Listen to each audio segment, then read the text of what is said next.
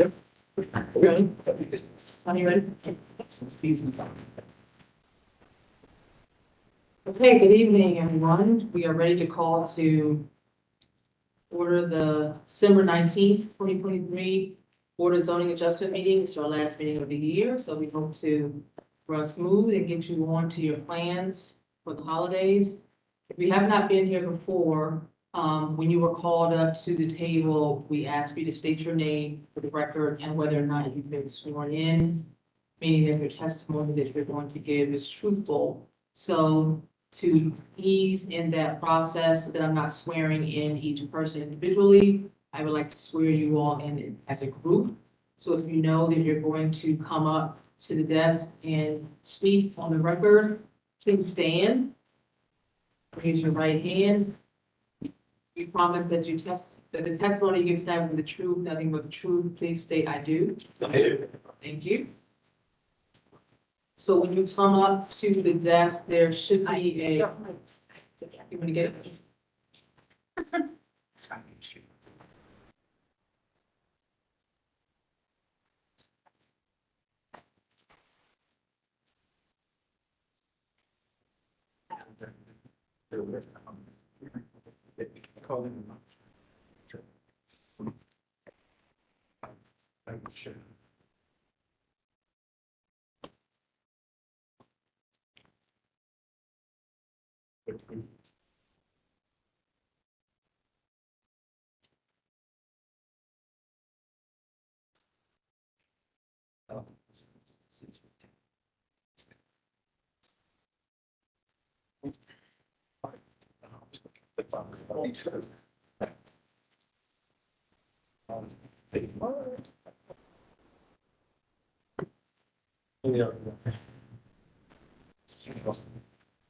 I don't understand things.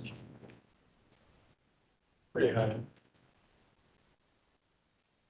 Where's that? Great. That's still number. That's Joe's. Aren't you?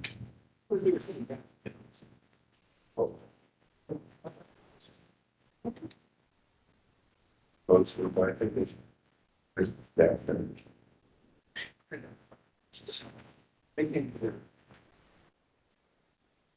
I'll get rid of things.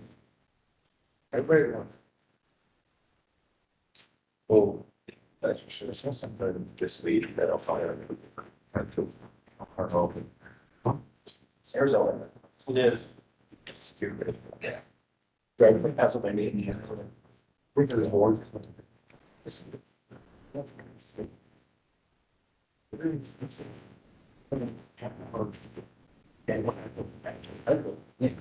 I post that. Oh, wait. That's no. Is it? No, that. Yeah, that's what you could not spill for you thinking. Did you pick them up with all those other papers? I don't know.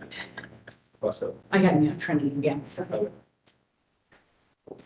Okay, when you come up to the desk, there's a sign-in sheet that we would like for you to slowly, legibly print your name so that the court reporter can have the accurate spelling of your name. I will ask for the city to present summary of the case, and then I will ask the applicant to add any facts that were missed or any other details, and then we will engage in questioning from here, and then we will ask for audience members, citizens, concerned people to speak on the record about the application. We will hear from everyone that's here. If you will have 3 minutes to do that, the applicant has 5. So with that, we'll talk about any preliminary matters, and then we'll get into our agenda. Okay, nothing really preliminary. Just want to point out that the first case listed on the agenda on Westball Drive was removed after the agenda was already written in reports. So to save us from renumbering, we just went ahead and pulled it. Notices did not go out, but it won't be heard. Okay. So we go ahead and start with the agenda. We're ready to start. 372 Miller Avenue with applicant on board.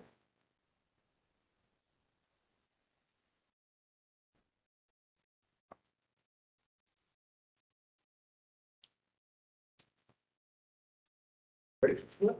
Okay. 372 Miller Avenue is located at the northeast corner of Miller Avenue and East Ridge Street. Site is zoned R3 residential and is located within the Near East Area Commission.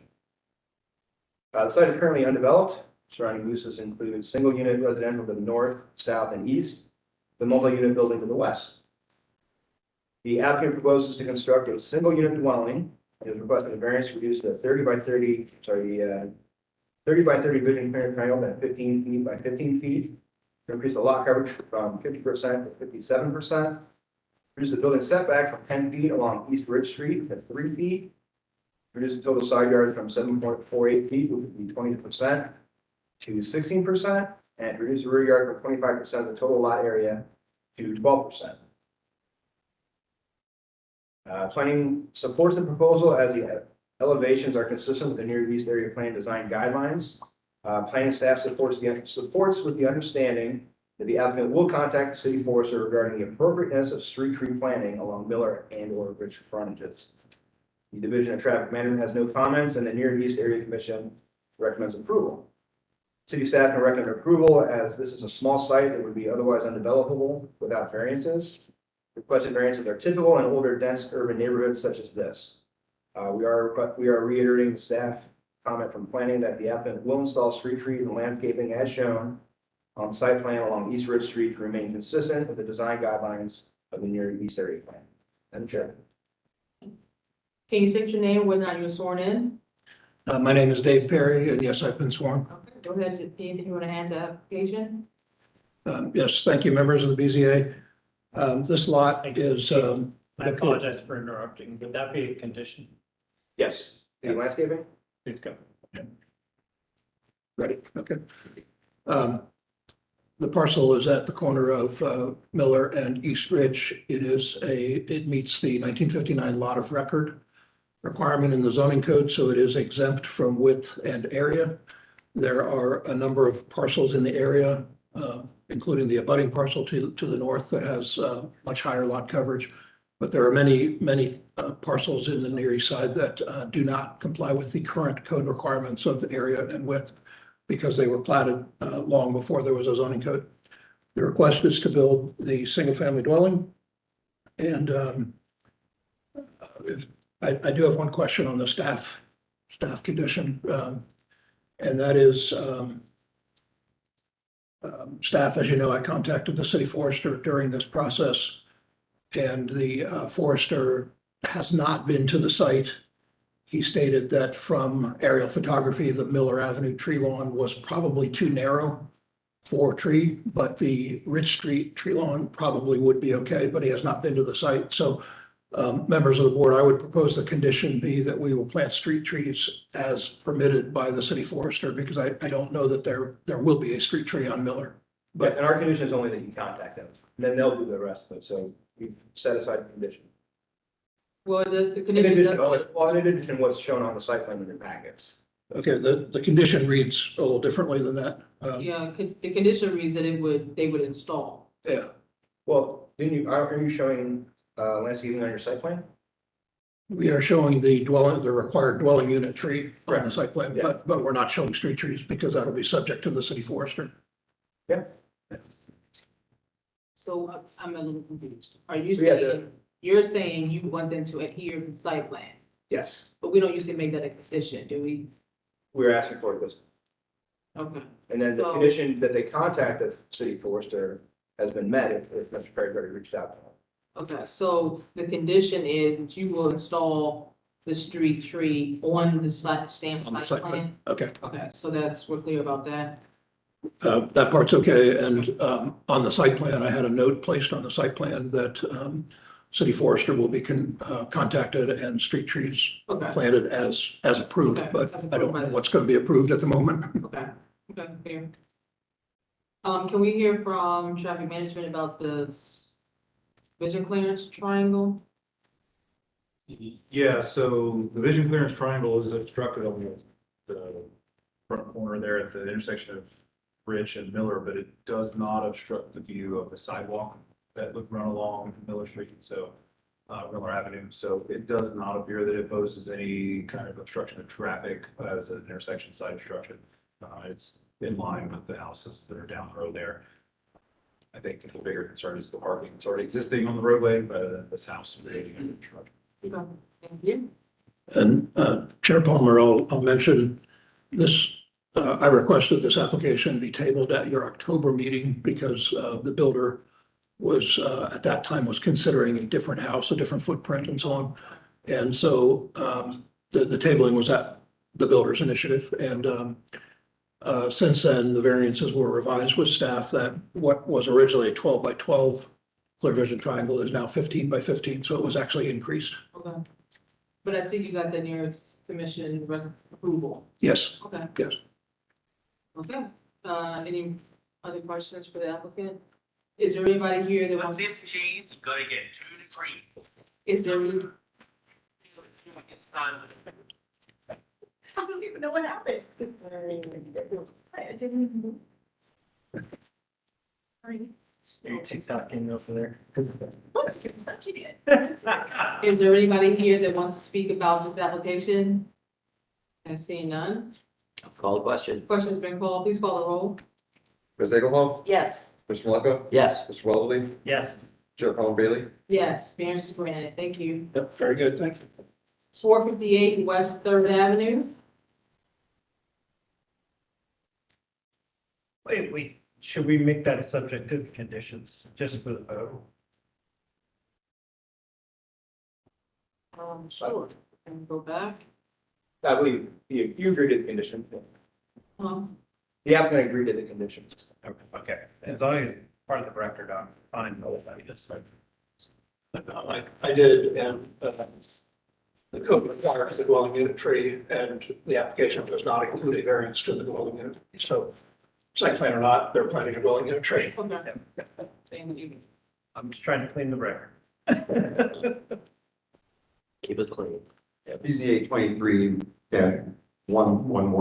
for 458 West Third Avenue. It's located on the north side of West Third Avenue.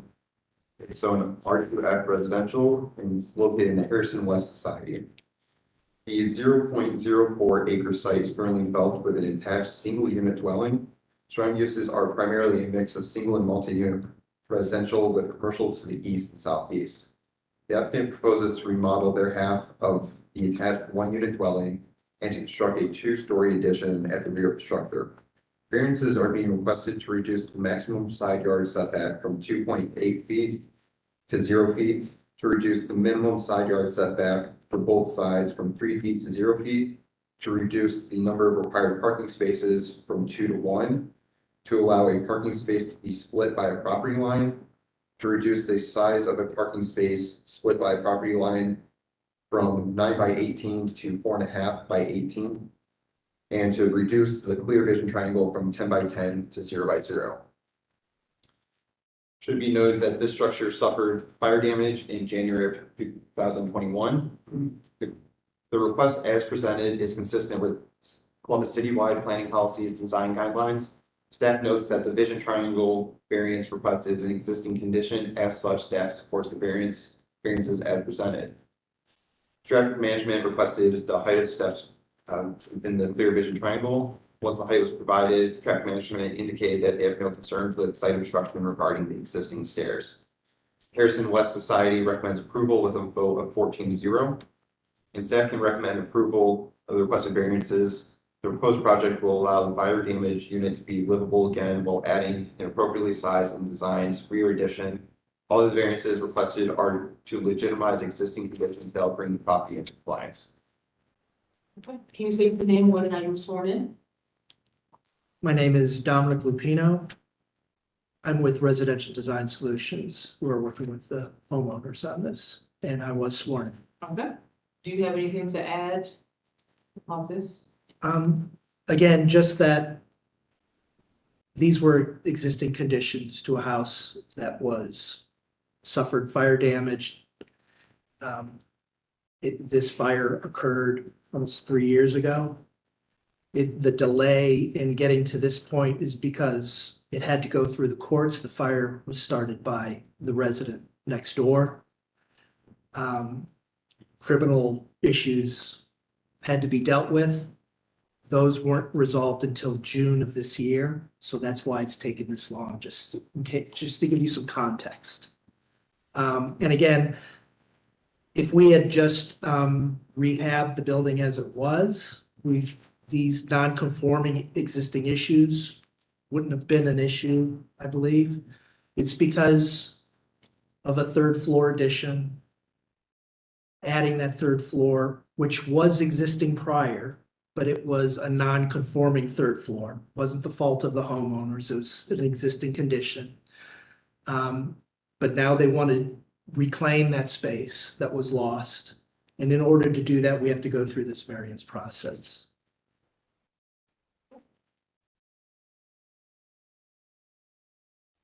Is there anybody here that wants to speak about this application?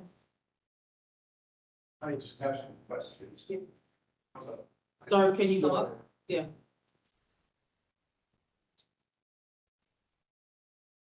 Bruce Merwin. Yeah.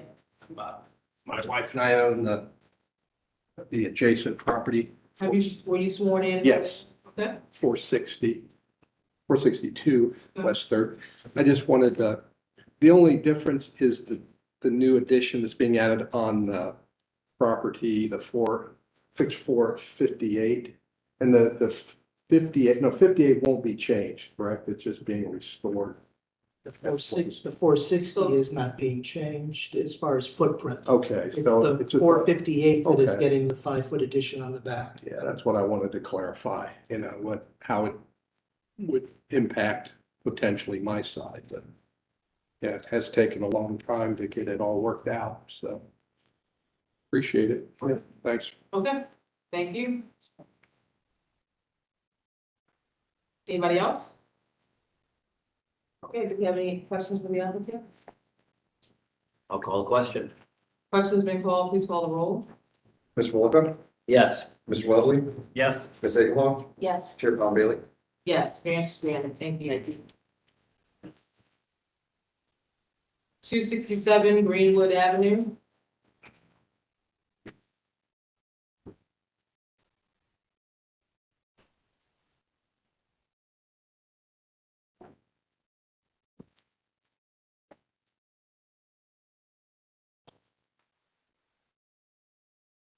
Two 267 Greenwood Avenue is located on the southeast corner of East Greenwood Avenue and North Fifth Street. It is an R4 residential and a part of the Italian Village Commission. The 0.193 acre site is undeveloped. Surrounding uses are residential to the east and west, an athletic facility to the north, and an office to the south. The applicant proposes to split a lot and construct two-unit dwellings. Variances are being requested on the northern lot to decrease the minimum lot area from 6,000 square feet to 4,340 square feet, to reduce the side yard from 5.75 feet to 3 feet along the west property line, and allow fronting towards Greenwood Avenue, which is considered an alley. On the southern lot, variances are being requested to decrease the minimum required lot width of 50 feet to 27.5 feet. Decrease the minimum required lot size from 6,000 square feet to 3,042 square feet. Decrease the side yard minimum setback from 5.75 feet to 5 feet at the east property line and to 3 feet at the west property line, and increase the maximum building lot coverage from 50% to 66.29%. Planning supports the side yard setback variance as the Italian Village East redevelopment plan encourages infill development to be comparable with compatible with surrounding building setbacks. Division of Traffic Management has no comments, and the Italian Village Commission recommends approval of this request with a vote of 4-0. Staff can recommend approval of the requested variances as they align with the Italian Village East redevelopment plan, which encourages infill development. Additionally, staff note that the reduced lot width, size, coverage, and frontage along Greenwood Avenue is consistent with the surrounding area. Can you state your name, whether or not you were sworn in? Charles Peros, yes. Okay, go ahead with anything you would like to add to this application. I have nothing to add. Do you have any questions for this applicant? Is there anybody here who has like to speak about this application? Seeing No. I'll call the question.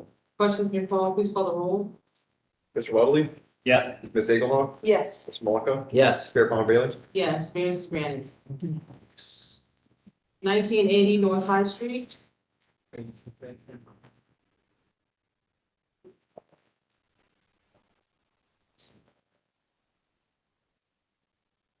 Is no one here for 1980 North High Street? Is it the PAT?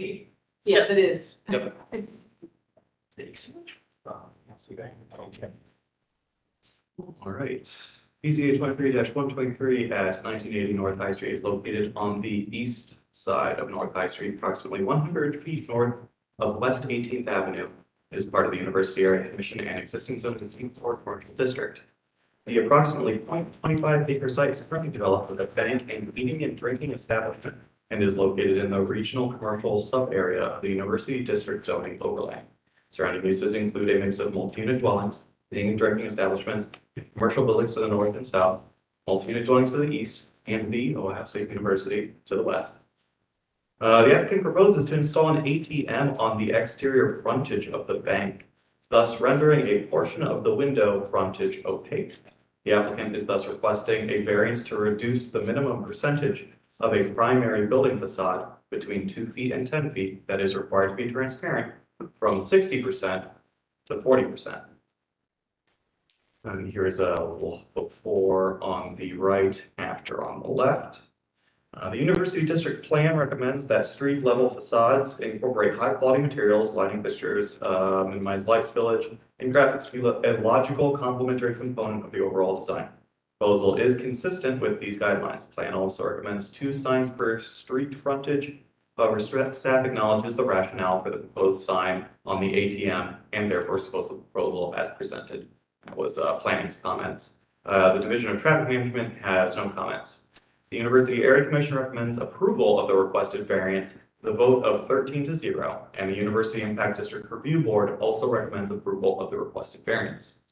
Likewise, the City Department's recommendation is that of approval. Staff can recommend approval as the increased opacity is necessitated by the need for security, given that the room being obscured is a back-end room for servicing the ATM. Chair. Okay, can you state your name, when you were sworn in?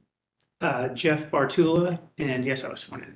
Do we have an affidavit or something for this person? Because he's not listed on as the applicant or the. Sorry, what's your relation to the case? I am an associate of GPD Group, the architect and engineering firm of record. Gotcha, okay, are Yeah, you yeah. a registered architect or engineer? Excuse me? Are you a registered architect or engineer, either or? I am not registered now. How should we proceed? Yeah, I mean, he is a representative, but he. You normally require an affidavit saying they have the authority to act on behalf of the applicant. I would just ask the applicant if they have that authority, that way we get it on the record. And then a table. Do you have, I would they can do something or just verbal? You can just do verbally, so he's been sworn in, just ask him whether he has the authority to. You have the authority to speak on behalf of the property owner? I do. That's good. Okay. Do you have anything else to add to the application? No, I think you summed up pretty well. The only thing I would add is that 2 of the panels currently are not translucent, as you can see from the photos. We're really not reducing any of the visibility into the space with the proposed changes. Okay. Is there anybody here that wants to speak about this application? Do you have any further questions for the applicant? I'll call the question. Questions been called, please call the roll. Ms. Eaglehawk, Yes. Mr. Malika, Yes. Mr. Weatherly, Yes. Chair Plummer Bailey. Yes, variance granted. Thank you. Appreciate it. 3588 Indianola Avenue.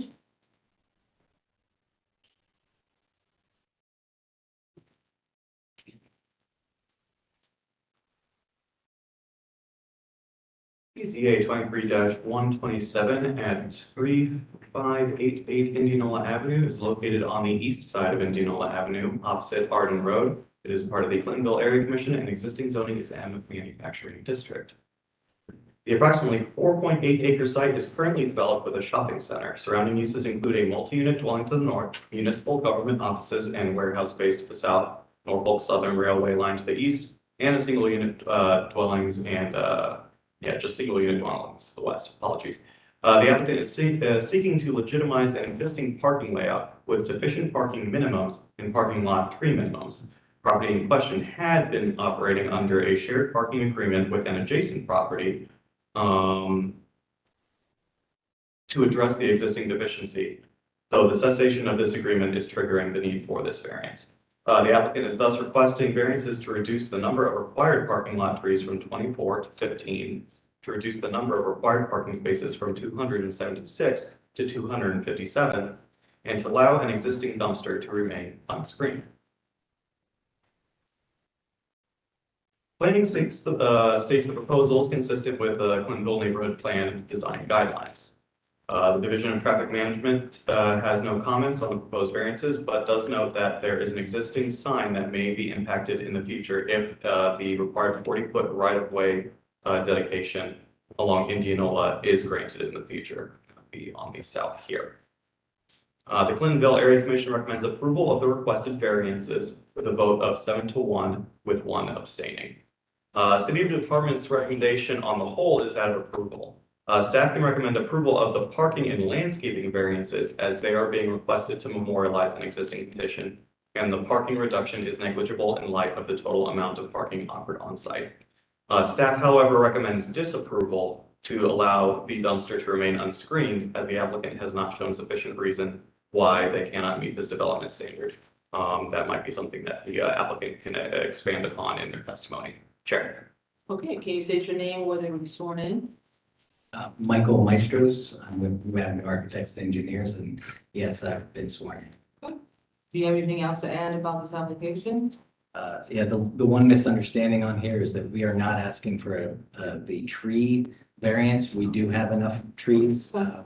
We have 28 and only 24 is required, so that's not a part of this. So it's the parking restriction and then the dumpster enclosure. Can you speak to the dumpster issue? Yeah, the dumpster enclosure issue, we have, I don't know if there's photos of the alley to the south. To the south? No, I do not believe we. Okay, well, There's yeah. aerials, we could probably get it there. Yeah, To so, see the dumpsters in question, I believe. yes, so they've been existing there. As you can see, they're lined up against the building, and there's not a lot of room from the edge of the building in order to get screening that would not interfere with the next one behind it. If we pull them out enough or like have each one of them accessible, it's going to start taking away from the actual access drive width going back as it goes down. That's a one-way access that we're also trying to improve in this process to get to allow the delivery trucks to be able to make it all the way around and back out of the site, which currently is an issue the way it's designed. So that's part of this. We're trying to fix that as well. So it's a difficult situation to gain access by putting in more obstructions in that back on that south side. I'm not sure that we will require individual screening for each dumpster. They could be screened together. Well, so each one belongs to a different tenant along that as you go back. So they're not all in one location. So those first three, as you can see, like either on the site plan or right there where he's pointing, there's 3 of them in a row that they would have to, a dump truck or a garbage truck would have to pull in, grab the one, but then be able to get around to the next one. And there's not enough spacing in between them to do that the way they're sitting currently. We'd probably have to space them out differently in order to possibly get that to work. The one in the far back, absolutely, there is no issue with that one. If you'd like us to, we can definitely put the dumpster enclosure around that one, and possibly even the ones that are in the little alcove. There's 2 of them. Yeah, there's the one back there that he's circling right now, and then there's 2 sitting in like a little recess. We probably need to have a visual of this. We can go on, we can check Google Maps, might give us a better idea. Yeah, the path actually travels all the way through there, so you can see individually each one as you use the map, the street view.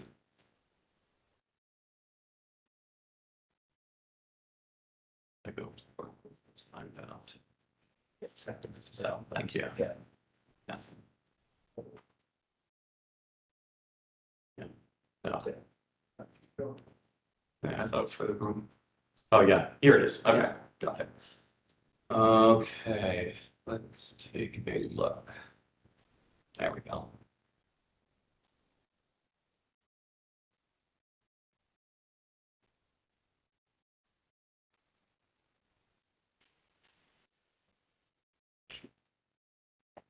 So so the issue is putting a screen so you cannot see the dumpsters from the street. Well, if it's a full enclosure with the gates and everything, it would have to come out enough to where each one would be accessed sequentially by a garbage truck or individual trucks. So and not get too far into that lane where the trucks actually have to travel through. What type of business is this? There's the closest one up is I get that, but- it's a pizza shop, and then there's like a train station store, and then it's Wyland's Market. Yeah. Thank you. Yeah. That's what city from. Correct.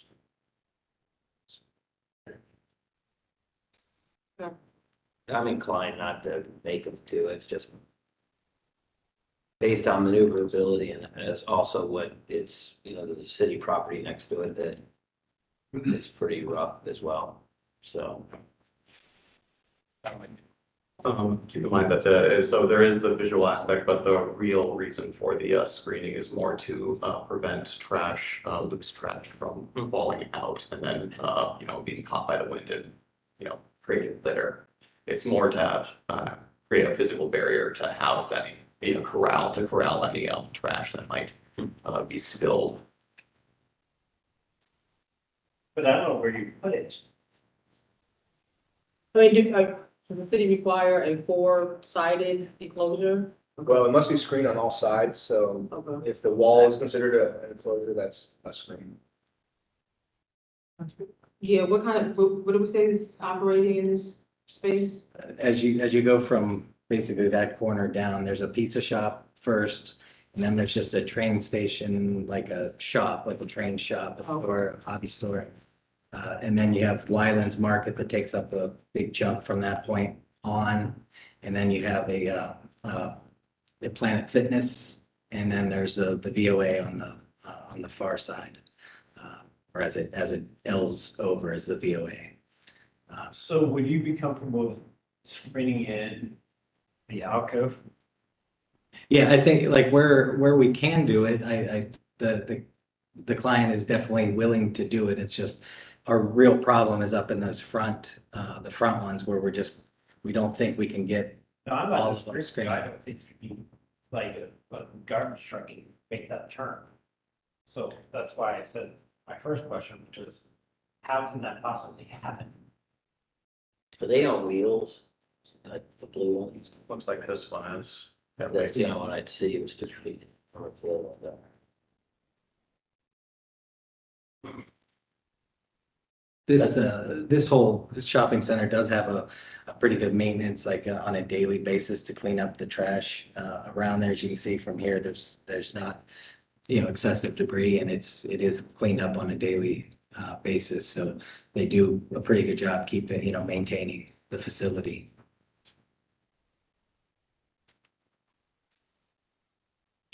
So the property owner is agreeing to put the screening, the dumpsters in the alcove. If the board wishes to have some of it, absolutely. Like they're very welcoming the idea of doing it. It's just we don't want to obviously Gotcha. create a problem for the ones that we can't do. If we can figure out a way to do it, we could. It's just so far there's not a great option without making that too narrow for a truck to get by. Okay, so we will revise the request you would just allow the dumpsters at the end of the building to remain unscreened. The first three tenants is Southwest corner. And then First three times, the- yeah. is it three? So we want Yeah, it looks like three dumpsters. We just call it three dumpsters. Okay. Three, the dumpsters at the southwest corner to remain unscreened, which means that your other ones will be screening. Yeah, we can supply that. Okay. Okay. So I already asked, is there anybody here that'd like to speak about this application? Any other questions for the applicant? I'll call the question with the condition that the southwest corner be screened. The southwest corner will not be screened. Will or not? So You say will or will not? that alcove. Will be. Will That be, be yeah. the south, Yeah. east corner. Oh, East. I'm sorry. That's, And Maybe the architect, I'm the lawyer. There's. so let's just do it like this, guys. Yeah. We will revise the variance to say we will allow three dumpsters at the southwest corner to remain unscreened. Works. Please call the question. Mr. Malika, Yes. Mr. Lovely, Yeah, Ms. Egelhoff, Yes. Chair Paul Bailey. Yes, variance granted. Thank you. Thank you. 7500 on Boulevard.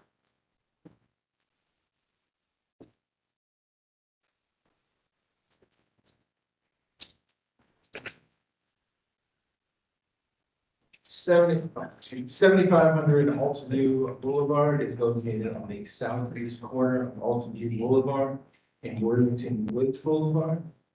It is zoned M2 manufacturing and part of the Far North Columbus Communities Coalition.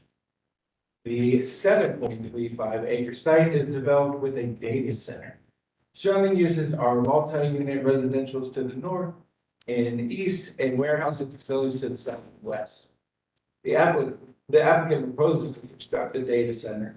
A special permit is being requested to allow a portable building to remain on site until the permanent substation is installed. The applicant has presented two proposals for the placement of the portable building. Proposal A locates the substation 5 feet from the western property line, thus a variance would be required to reduce the building setback from 50 feet to 5 feet.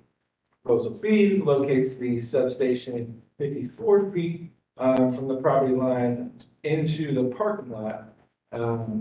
And proposal B eliminates the need for a parking setback, or for a setback, however, it would displace 14 parking spaces, requiring a variance to reduce the number of required parking spaces from 88 to 77.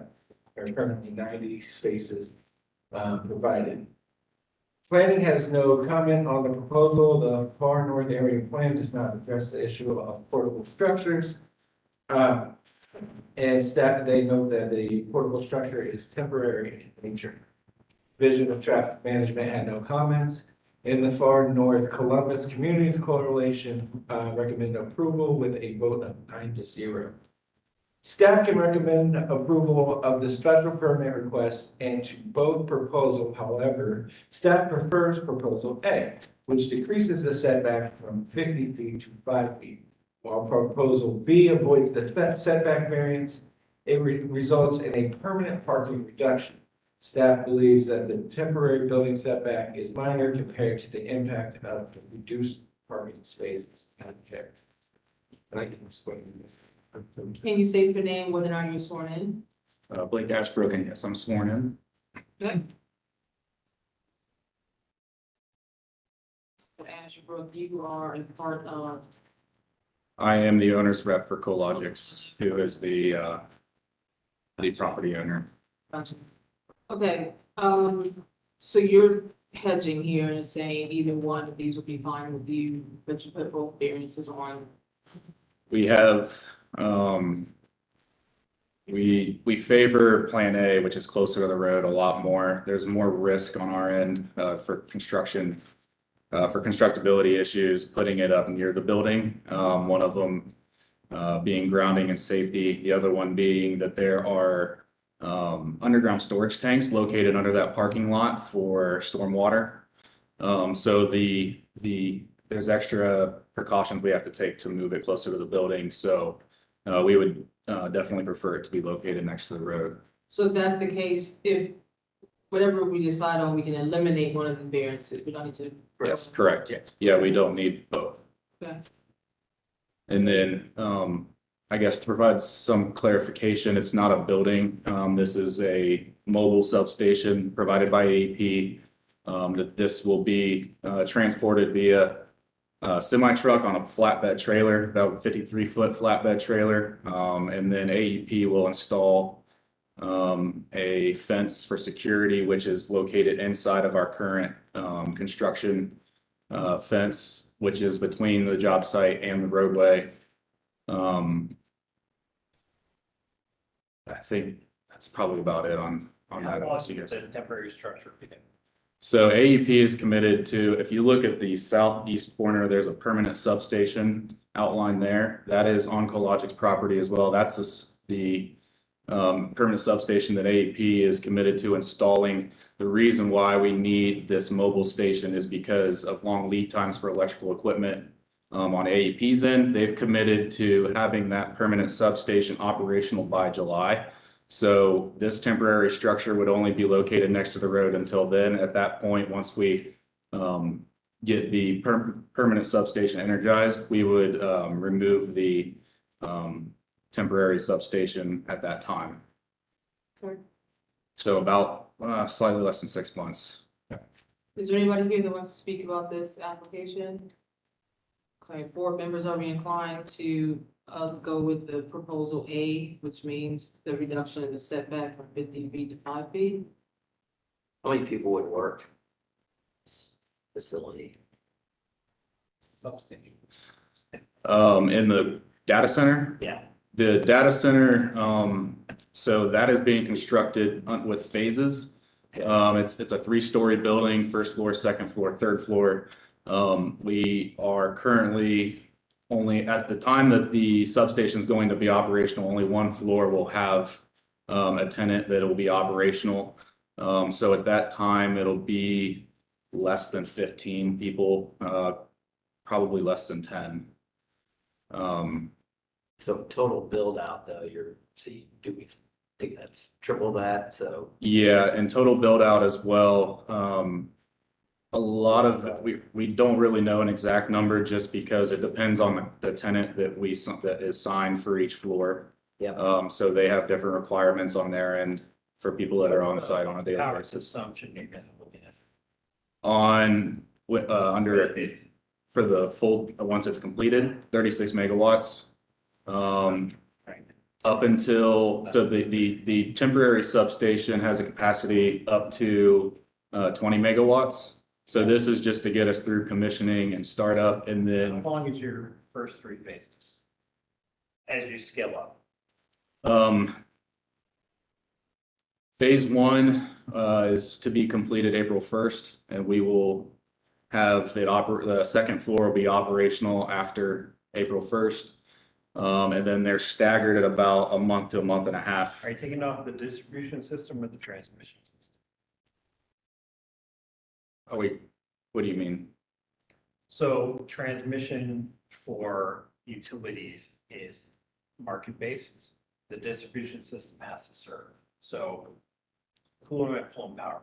AEP. Fair. Which AEP? AEP Transco, AEP Ohio. AEP Ohio. Distribution. Also, the parking requirements are for the whole building, not just the phases. Yeah, I was just asking in terms of I like data centers. knowing that the You already got me. like don't require parking. Yeah. Like our codes really don't. Our code required the 88. Right. Probably that's kind of less using for 50 the other. at most. So I'm inclined, either plan really works for me. Again, especially if it's only 6 months. Yeah, but we have to eliminate one of the variances, so they're only voting on one. Right. So the applicant has stated that he would prefer option A, which means that we would vote on the height and area regulation on the setback. I mean, we would eliminate the need for the parking space reduction. Are we comfortable with that? I'm fine with Yeah, that. staff. Nobody's gonna work there. I'm sorry, say it again? I said, there's nobody that's gonna work there. He said, first phase is 10, maybe 15. And assume that the next two other phases are another 10 and another 10. So we only need 30 parking spaces.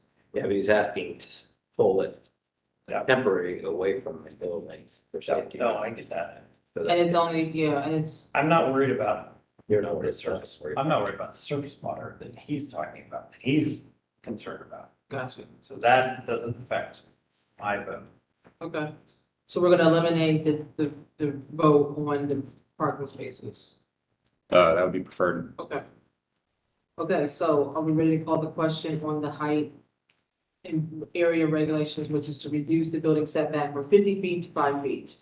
Yes, I'll call a question on those two. One item, One item.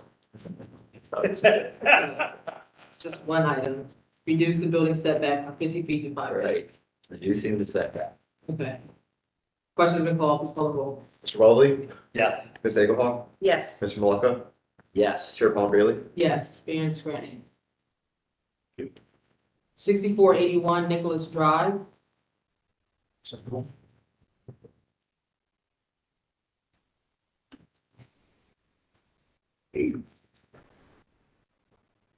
PCA 23-130 for 6481 Nicholas Drive.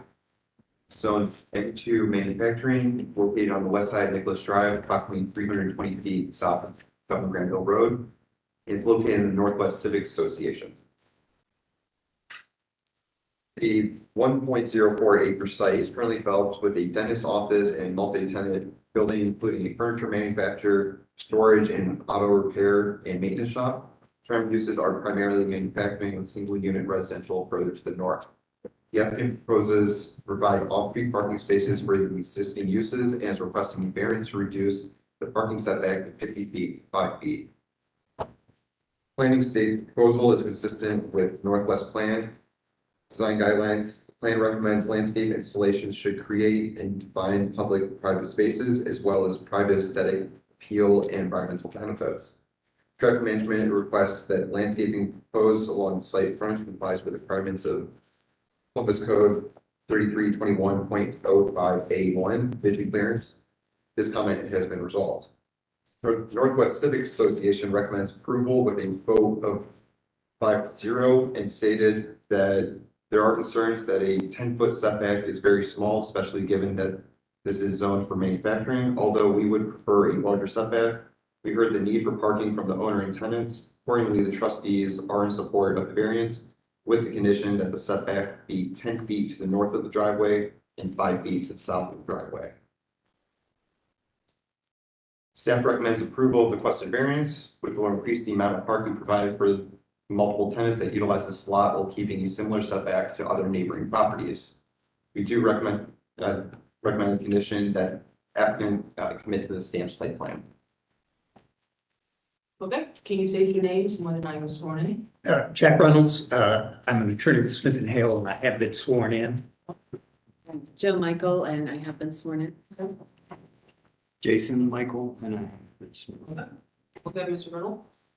Yes, these are the new owners of the property. They purchased the property back in June, and they have been a tenant of the site for a number of years and were able to purchase the property. And one of the things that they found as they operated their auto repair, boutique auto repair, that they needed additional parking. So when they purchased it, they inquired about adding additional parking to the site.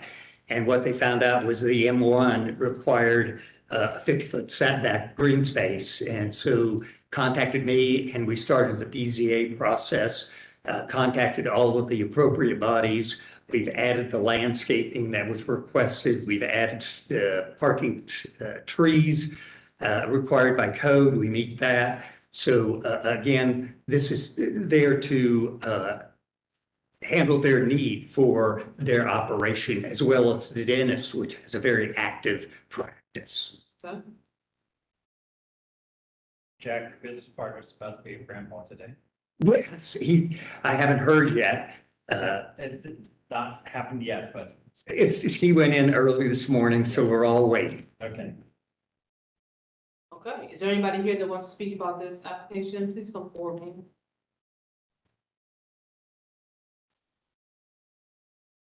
Can you state your name when you're sworn in earlier? Yes, Monica Tuttle. I'm a trustee for Northwest Civic Association. I have been sworn in. We've worked with the applicant. We're excited that they are committed to the community. With the stamped plan that should address our concern about minimizing maximizing the setback as much as possible and still allowing for the parking. What do you mean by maximizing the setback? Sorry. By stamping the site plan, the spaces to the north of the drive, the parking lot will be at its closest 10 feet from the right of way. When the spaces to the south, those will be at the closest 5 feet. There's no vision of clearance issues. No. They're indicated by the, yeah. So you're just saying you're leaving a little bit of space before you have the parking spaces? Yeah, they wanted Yeah. a little bit more green space to the. We're trying to keep as much setback as possible, given that it's zoned M2, but we recognize this need for parking and so understand that the 50 is pretty draconian. Okay, gotcha. But feel comfortable with this. Thank you. Any questions from you? Any questions? Thank you. No? Is there anybody else? It appears the property to the south really doesn't meet the setbacks either, so. Yeah. The north too. North too. I did the variance for the one to the south and it is reduced. So it's consistent with what we've already had granted. What you've already done. I'm guilty. Mr. Mulch has no screening. Yeah. And you're comfortable that this is the final site plan that we can stamp? It's dated, let's see, hang on a second. Dated 12/4/2023.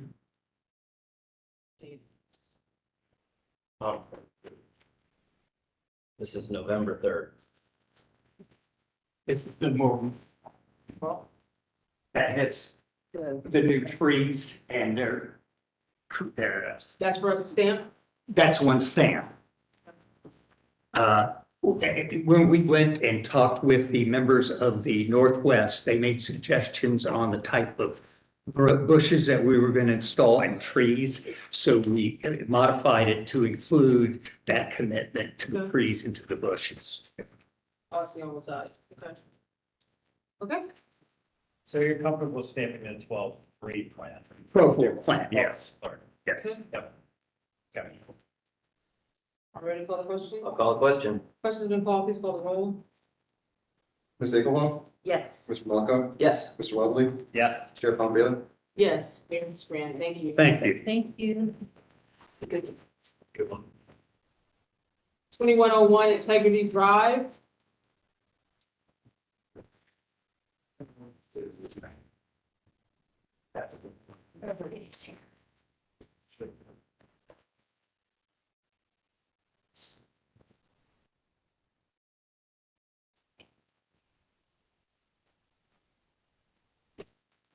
Right. 2101 Integrity Drive is located on the south side of Integrity Drive, approximately 1,200 feet east of Allen Creek Drive. Site is zoned M manufacturing and that is within the Columbus Southside area. The plus or minus 57 acre site is currently developed with an asphalt recycling plant, a compost facility, and was previously a landfill. Surrounding uses include a contractor storage yard to the west, an automotive repair shop to the north, Interstate 270 to the east, and a wooded area to the south. The applicant is cleaning the landfill to ready the site for redevelopment, which involves taking in contaminated soil and using biological processes to clean it. The applicant proposes to utilize a portable building to be used as an office. 720 square foot portable building requires a special permit and would be required to have 2 parking spaces. The applicant requests a variance to reduce the required number of parking spaces from 2 to 0. Columbus Citywide planning policies, design guidelines recommends requests for parking reductions to be considered based on the extent of the variances requested. Planning staff considers a reduction of 2 spaces to be reasonable and note the temporary nature of the proposal. Staff has no comment on the portable building request as neither the Southside Plan or C2P2 address this issue. The Division of Traffic Management notes that a right-of-way dedication of 60 feet, or is it 80 feet, from the center line of Allen Creek Drive will be required, and Columbus Southside Area Commission recommends approval with a vote of 11-0. Staff can recommend approval of the proposed portable building and the request to not provide parking as the nature of the request is temporary. Special permit will be valid for 5 years. Madam Chair. Is 5 years, that's our standard, or that's what they requested? No, that was requested. I forget who requested that. Okay, okay. But we're up for negotiation. Okay. I just didn't know, I'd never seen it printed. Well, yeah, I mean. 25, yeah. Okay. Can you state your name, whether you were sworn in? David Hodge, attorney for the applicant, and I have been sworn. Chris Elliott with Ohio Soil Recycling. I have been sworn. Okay. Go ahead. This is a little bit of an interesting case. Full support, both from city staff as well as the Civic Association we met with and the Columbus Southside Area Commission. I think rather than me try to go through and justify this, you ought to hear from Chris just like for 2 minutes on exactly what he's doing at this property and why what he's doing is really, frankly, an amazing thing for this property and for the city in general. Just real quick, there's actually not an asphalt recycling facility that was proposed one time. It's not there. But the property had been landfill that serviced the east side of the city from 40s to the 70s. At the end of its time, it was kind of abandoned. It was never capped by that day's standard, not to mention today's standard by any means. It sat until the late 1990s as a blighted property. We took it on, and the remedy, according to the Ohio EPA, was basically to put a modern day landfill style cap and cover across it. The ability to bring in that amount of soil was really impossible practically for anyone to do. So over the last 23 years, our business model has been we import contaminated soil. We use a biological process that remediates it back to residential use standards. And then we're using that soil to put the modern day cap and cover across the landfill. So we're about done. We've got, best guess 5 to 7 more years maybe to go to finish it up. And then it'll be able to be a 53-acre property that'll be brought back into productive use for the city and the county and the community. So. So did you already have a portable building on site and you're just trying to extend it, or? We did. So basically when we started our business in 2000, we had a office trailer and a truck scale on the low side of the property, if you will, accessed off Integrity Drive. As we've been filling, that's kind of the last low area left to go. So we had to move up to the high side, which is what we've done and where the new office trailer, it's the same setup, just on a different area of the property, basically. And EPA, go ahead. Sorry, Madam Chair. EPA signed off on the remediation and everything else. Yeah.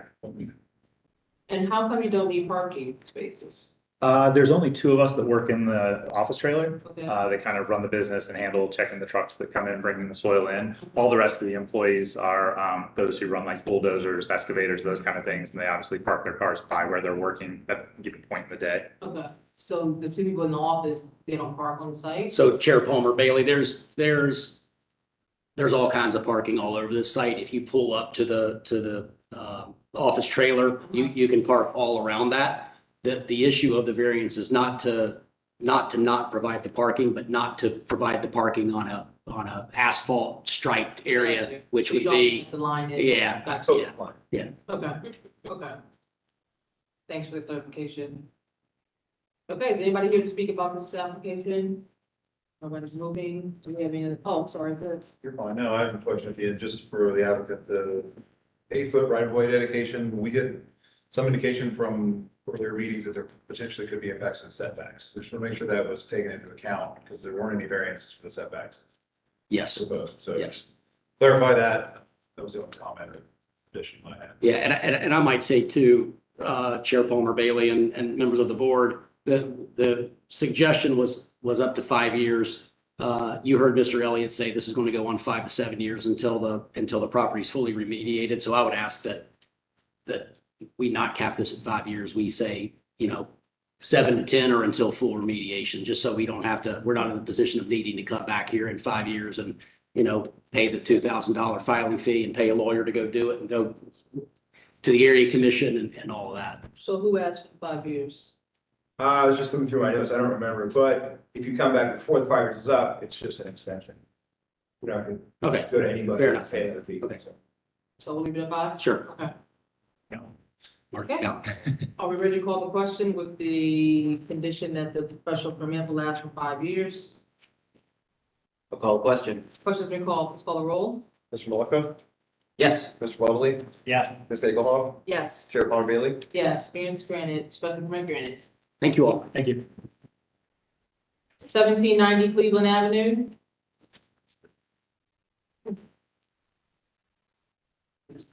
Upset with last on the podium. Good evening. Good evening. Can you both state your name and whether or not you were sworn in?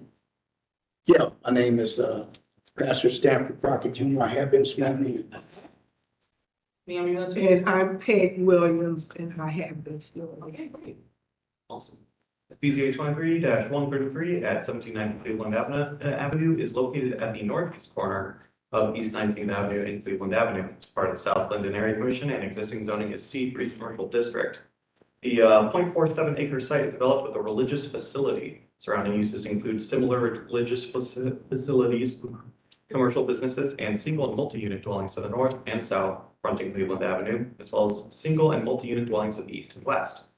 The property in question is in violation of a 2004 board order requiring a previous owner to construct and maintain a parking lot on the west side of Cleveland Avenue to address an existing parking deficiency. This shot is facing that property on the opposite side of the church. This is where the proposed parking lot would have been. If you remember, we have seen this case or this property before as a proposed daycare facility at this church.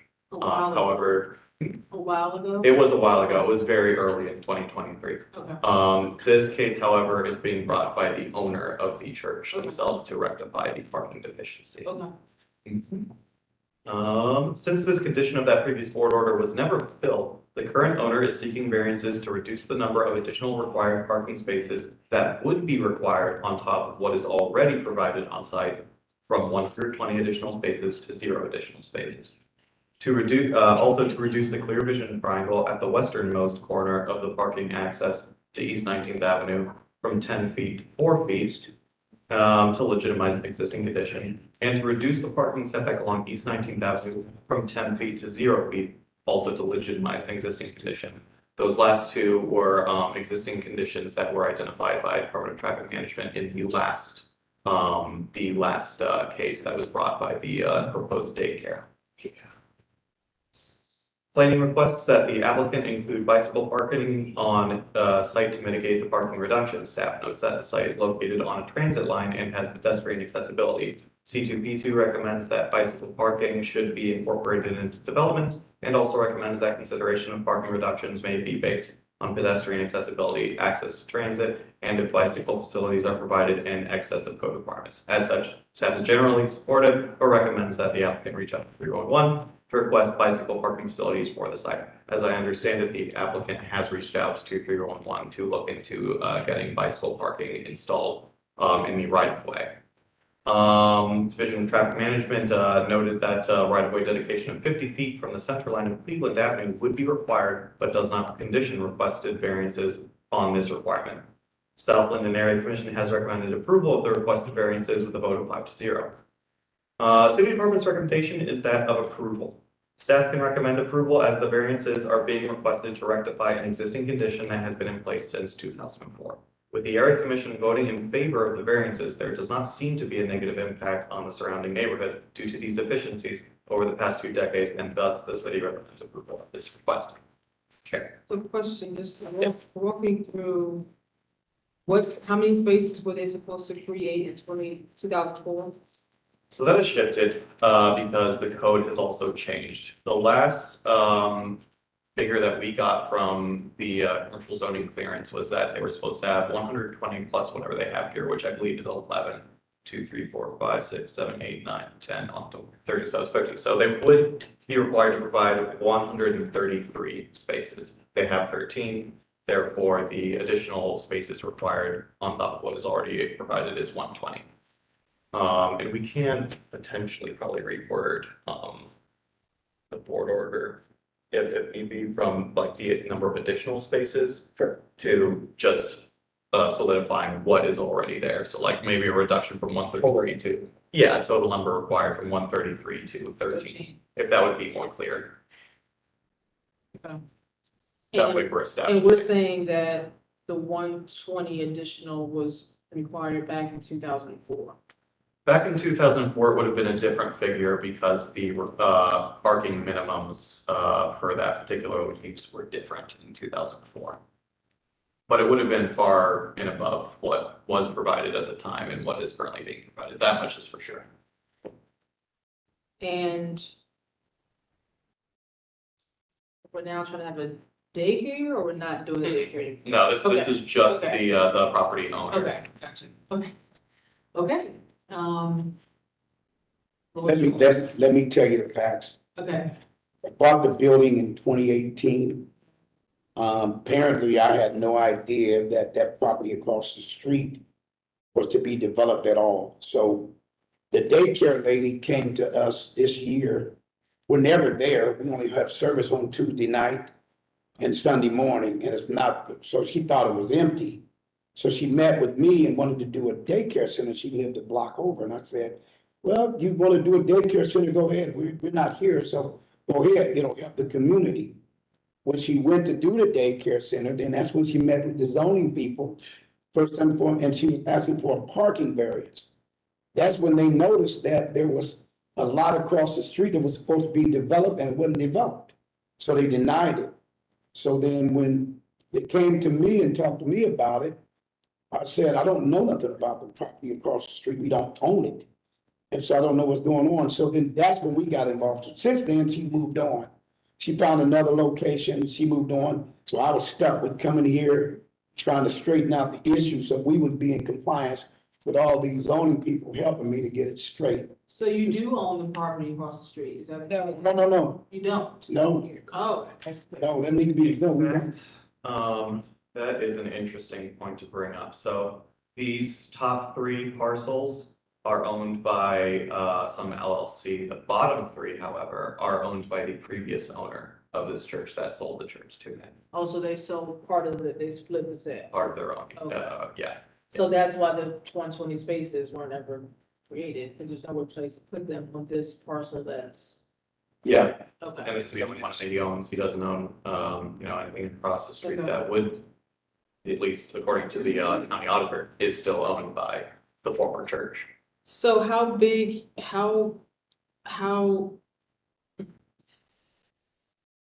as we sit today, the space for the church would require how many spaces? As far as commercial zoning clearance is concerned, it would be 133 spaces. Would be required?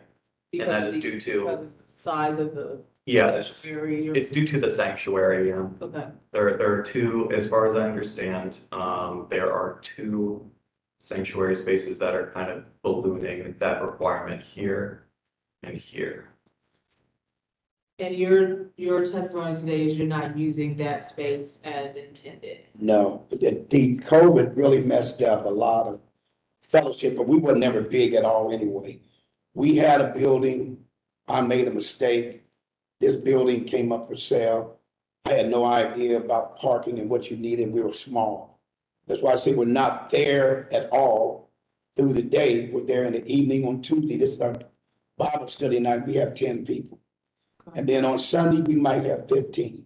But other than that, they thought it was empty because there's hardly nobody there.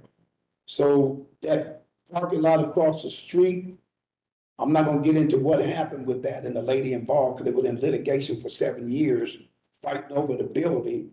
And the building wasn't even worth even doing anything in the first place. It was all dilapidated, all messed up, wore down, water was in the place, it was terrible. So I went in, fixed it up so our group could meet there. And then after our group started meeting there, then they met with the zoning commission and found out that the lady wanted to use it as a daycare. So well, you gotta do whatever you need to do to use it. We don't particularly care. That's how we got it. But there's no way that particular building could have that much parking in the first place, but I don't want to debate that. So we can't, we can't grant the variance as only applies to this owner, this use. Or can be applied to this use, right? Because if a person buys this land and wants to change the use, they would have to come back, right? Probably not, because a church is the most intense park use. Right. So if they want to put in an eating and drinking establishment, the parking requirement would be less than what is required for a church. No, but I'm saying if we grant the variance to say we can take this down to 13. Yeah, the variance goes with the land. Right, but I'm saying if a person wants to come in and put a restaurant there, Yeah. they would only be allowed 13 spaces, and that wouldn't be sufficient for their use because a restaurant would require more, right? Because again, a church uses the most intense parking So requirement. once you reduce it for the church, Yeah. reducing it for everything lower use. Yeah. Gotcha. Church sanctuary, I would say, church offices are still parked at office, but church sanctuary is 1 for 30. Okay. And it doesn't even seat that. We don't even use it. Even though it's that, it's like this, we got tables and microphones and I just teach. So it really doesn't seat it. It's just as big as it, that's based on what they say the size of it is. It can't seat that, not the way it's set up. Okay. Comments? Are we ready for the question? You ready to vote for it, or you wanna discuss? I think because it is a facility that he's trying to build out, and he needs that variance for a church. Kind of get. I don't see anybody here to speak on this. Well, I think it's Peg. Oh, I'm sorry. Well, and of course, I'm in support of it. Because we- Yeah, I'm in support. Sorry, I didn't want to take. That's why we went ahead and did all of the variances because it was still the same property, subject property. And learning that, he did not purchase the property that was across the street. Right. And also not having the wherewithal, the financial wherewithal in order to buy the property, because there is property next door. And that, and of course, future, that would be anticipating, I was thinking like you, that if the use change, then I would see the new owner coming back to this commission, and we would probably make that requirement that they purchase the property that's right next door to this church building in order to have, because that was our reasoning for saying no the first time, because of the zoning code and the requirement, the parking that was required for the building, and trying to get that clarity to understand it had nothing to do with person. It all had to do with the size of the building, what was required. But we're finding, aside from this, but we're finding within our neighborhood, we're going to be coming before you quite frequently because to bring parking into what exists. Because there's been a lot of. And that particular property is not really next door, it's across the street. No, there's a building that's right next door to you. The property that was supposed to get developed was the one that's across the street from you on the west side. But there is property to the north side of your building. That's true, but I don't know. Right, you don't own it, that's what I'm saying, you don't own it, so we were making it, to the existing, what exists. And the zoning code changed in midstream too. I would say it to my colleagues, it's Christmas and Jesus coming. It's. You said it was Christmas. Oh, be kind. That's right. That's right. Question's been called, call the roll. Mr. Mobley? Yes. Ms. Egelhoff? Yes. Mr. Malaka? Yes. Chair Palmer Bailey? Yes, variance granted. Thank you. Thanks for your patience. to all. Well, we do have one more, but I do not see the That's our applicant. calling, 247 Preston Road.